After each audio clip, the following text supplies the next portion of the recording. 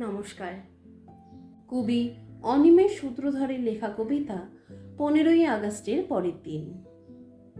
প্রতি বছর 15ই আগস্টের পরের দিন পাগলটাকে দেখা যায় এ গলিতে ও গলিতে, এ রাস্তায় ও রাস্তায়, এ মোড়ে ও মোড়ে, ডাস্টবিনের পাশে, নর্দমার ধারে, সকাল থেকে রাত পর্যন্ত চষে বেড়ায় শহরের এ কোণা থেকে সে কোণা, কাঁধে বস্তা নিয়ে। সকালবেলা কৌতূহল বসে জিজ্ঞাসা করেছিলাম, তোমার নাম কি? বলেছিল, ক্ষুদিরাম। দুপুরে দেখলাম পোস্ট অফিসের সামনের ডাস্টবিনে হাত ঢুকিয়ে কি সব যেন খুঁজছে। বললাম, কি খুঁজছো ক্ষুদিরাম? উত্তর দিল, আমি ক্ষুদিরাম নই, প্রফুল্ল চাকি। অবাক হলাম। বিকেলে আবার দেখা। বললাম, প্রফুল্ল চাকি, চা খাবে? ও বলল, আমার নাম কানাইলাল। এবার বিস্ময়। সন্ধ্যের মুখে বড় রাস্তার মোড়ে জটলা দেখে থমকে দাঁড়ালাম।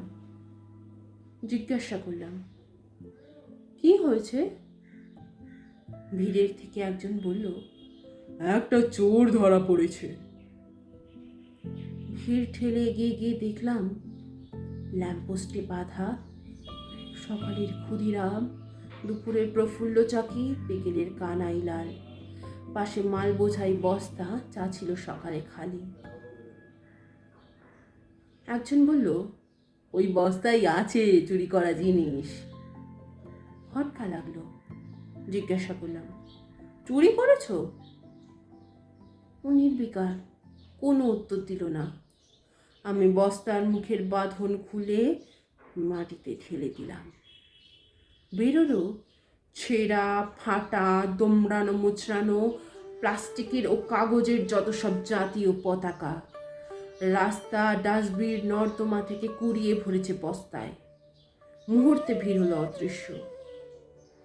চোখ ভরা জল নিয়ে বাঁধন খুলে দিলাম পাগলের। আমার দিকে তাকালো একবার, তারপর মৃদুস্বরে বলল, যেন কেউ পা দিয়ে মারিয়ে না যায় তাই। পতাকাগুলো আবার বস্তায় ভরে চলে গেল দূর থেকে দূরে। আমি দাঁড়িয়ে রইলাম স্থানুর মতো, অপার বিস্ময় আর অসীম যন্ত্রণা বুকে নিয়ে। নমস্কার।